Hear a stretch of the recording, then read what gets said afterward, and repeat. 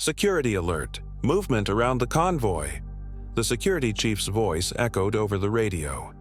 Ibrahim Traoré was returning from an inspection tour of Burkina Faso's rural regions.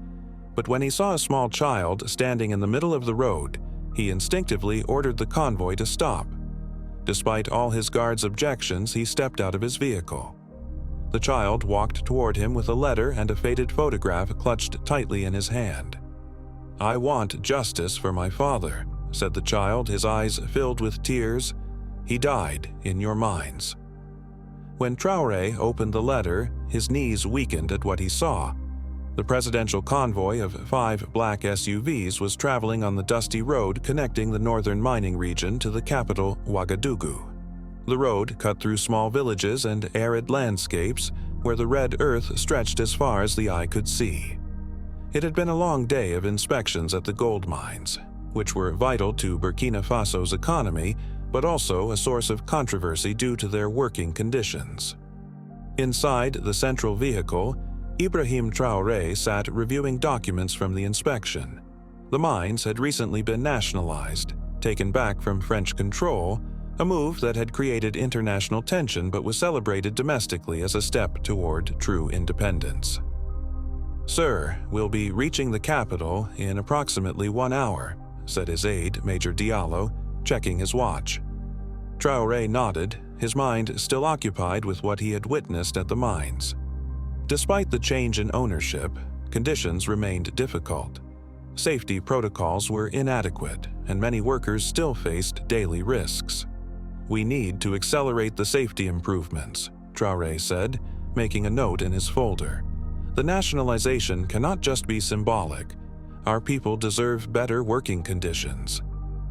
As the convoy rounded a bend in the road, Security Chief Ouedraogo's voice suddenly came through the radio. "Security alert! Movement around the convoy!" Everyone tensed. The region, though generally safe, had seen incidents of banditry and the occasional attack from extremist groups opposed to the government.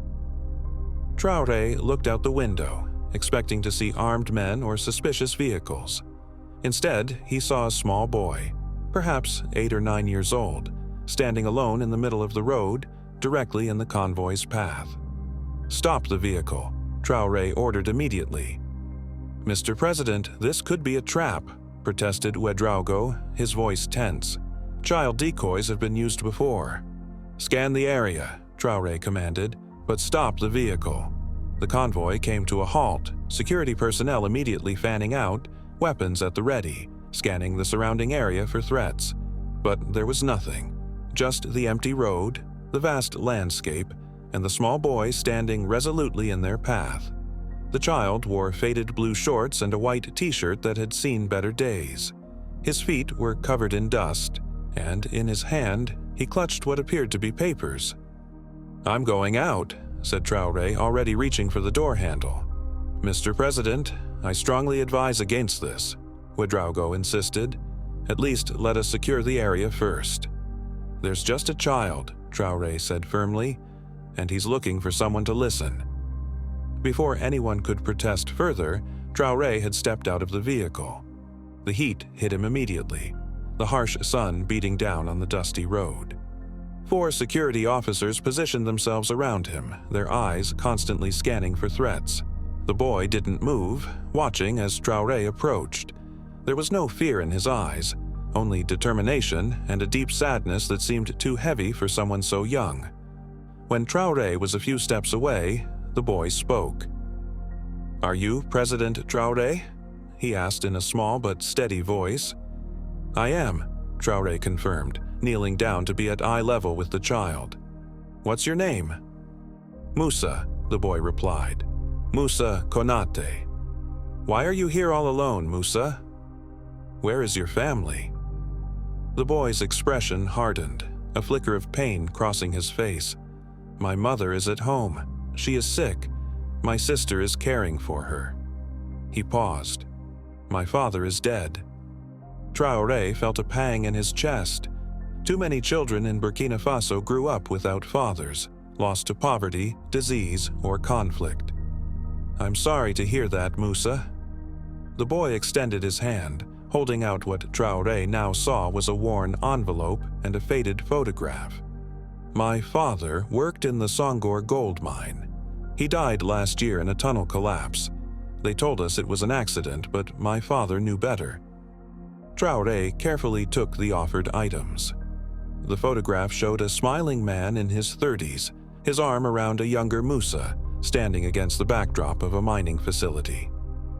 "This is my father," Musa said, his voice now trembling slightly. His name was Amadou Konate. Before he died, he wrote this letter. He told my mother to give it to you if anything happened to him. Traoré looked at the envelope. His name was written on it in careful handwriting. With a growing sense of unease, he opened it and began to read. To President Ibrahim Traoré, my name is Amadou Konate, worker number 347 at the Sangor gold mine. If you are reading this, I am dead.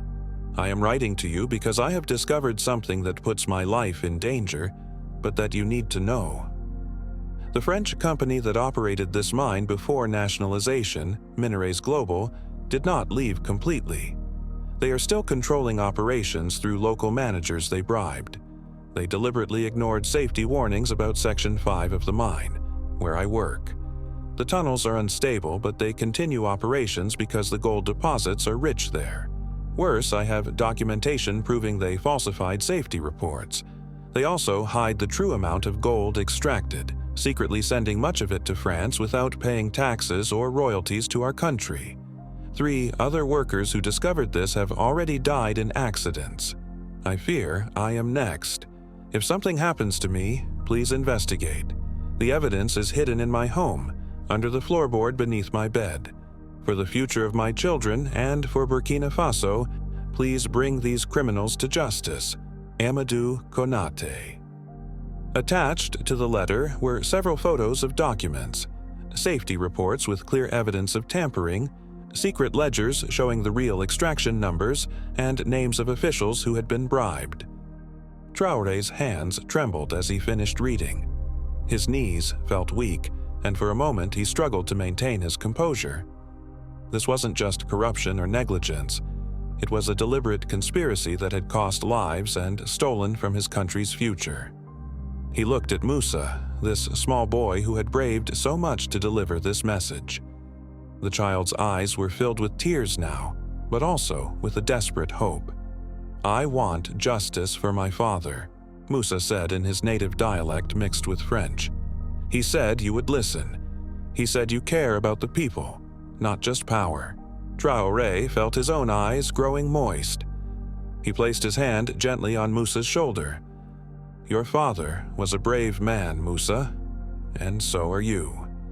He took a deep breath. "I promise you, I will investigate this fully. The truth will be known, and justice will be done." "Do you swear it?" Musa asked, his young voice suddenly stern. "On your honor as a leader?" Traoré nodded solemnly. "I swear it, on my honor as a man and as president."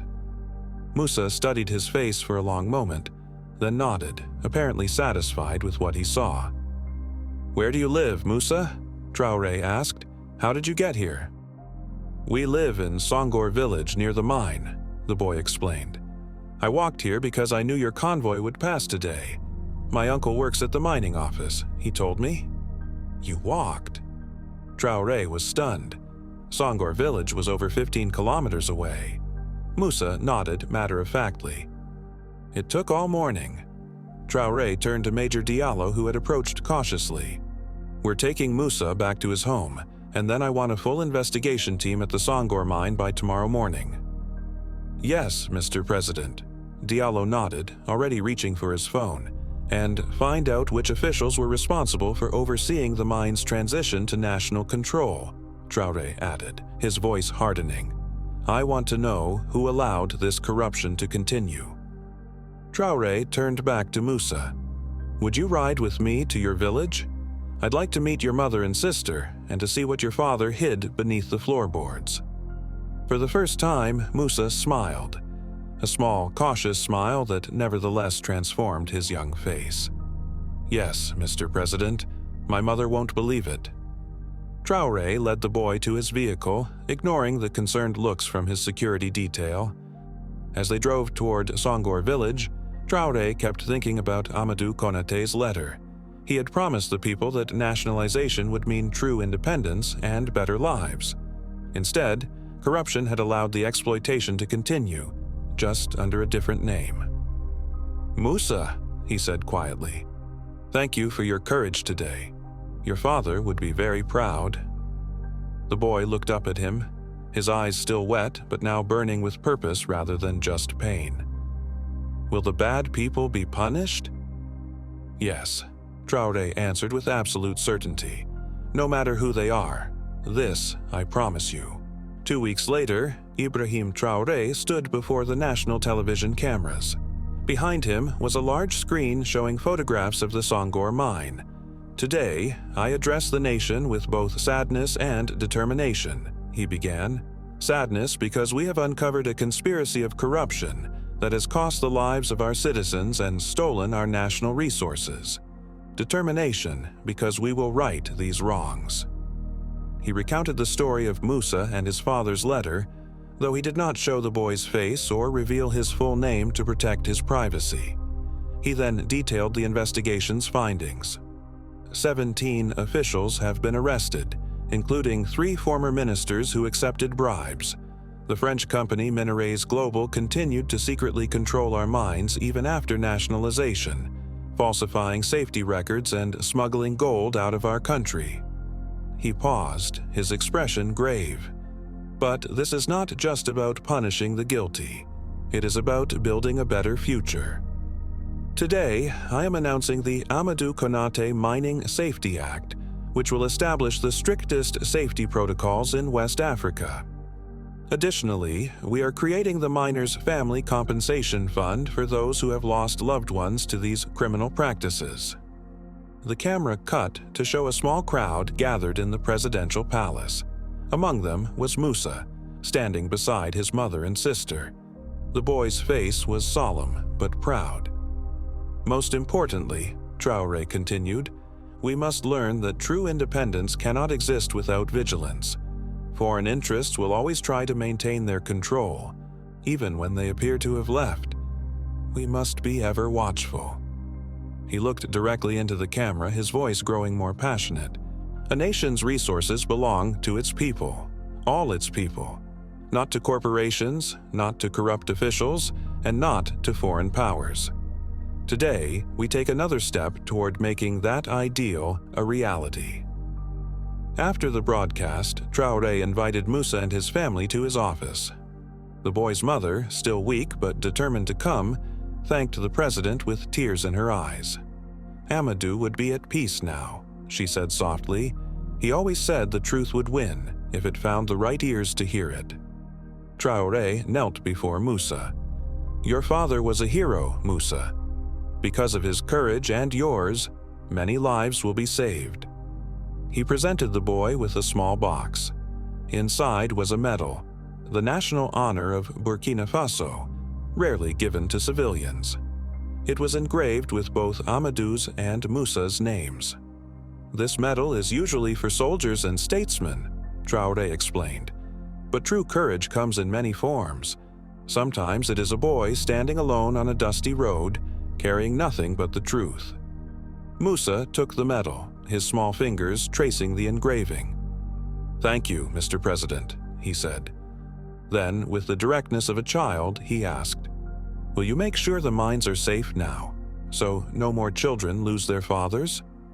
Traoré looked into the boy's eyes and saw not just Musa, but all the children of Burkina Faso, their futures hanging in the balance, dependent on the choices he and others made today. "Yes, Musa," he promised, "that is exactly what we will do." As the family left the office, Traoré stood at the window, watching them cross the palace courtyard. He thought about how a single act of courage from a dying man and then from his young son had set in motion changes that would affect an entire nation. In a world where power often seemed to win over truth, sometimes, just sometimes, the opposite proved true. And for Ibrahim Traoré, that realization was worth all the gold in Burkina Faso's mines.